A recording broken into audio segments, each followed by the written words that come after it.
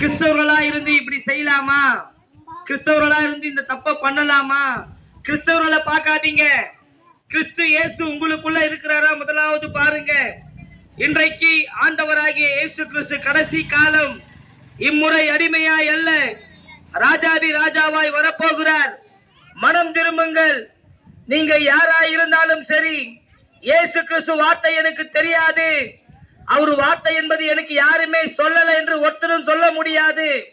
அவர் வரும் பொழுது நிச்சயமாகவே உனக்காக எனக்காக கொல்கதா மலையிலே, உன் பாவத்துக்காக என் பாவத்துக்காக கொல்கதா மலையில இயேசு கிறிஸ்து தொங்கின நம்மளுடைய பாவத்தின் நிமித்தமாகவே அவர் மரித்தார். 3ஆம் நாள் உயிரோடு இன்றைக்கும் சதா காலங்கள் உயிரோடு இருக்கிறார். பிரியமான என் அன்பு ஜனமே, அவர் சொன்ன ஒரே ஒரு வார்த்தை, 38 வருஷமா இருந்த அவனை பார்த்து சொன்ன, உன் படுக்கையை விட்டு எழுந்து நடன்னு சொல்லும் போதுதான் அவனுக்கு வியாதி மாறினது.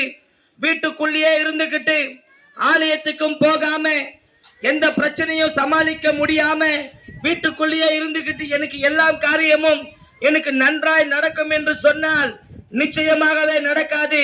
சகேயுடைய வாழ்க்கையில சமாதானம் எப்படி கிடைச்சது?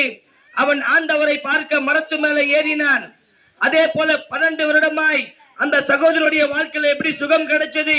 ஆண்டவர் கடந்து வரும்பொழுது அந்த உடல்நல சரியில்லாத நேரத்துல கூட ஆண்டவருடைய ஆடையை தொடும்படியாக கடந்து வந்தாங்க. இன்றைக்கு ஆண்டவரை பார்க்க அநேக ஆலயங்கள் இருக்கிறது, அநேக வார்த்தைகள் வருகிறது. ஆண்டவருடைய வார்த்தைக்கு நீங்கள் செவி சாய்த்து அப்படியே நீங்கள் ஆலயத்துக்கு கடந்து போகும்போது உங்கள் வாழ்க்கை சூழ்நிலையை நிச்சயமாகவே தேவன் மாற்றுவார். கர்த்தர் தாமே உங்களை ஆசீர்வதிப்பாராக. கண்களை மூடுங்க, உங்களுக்காக ஜெபிக்கப்படும்.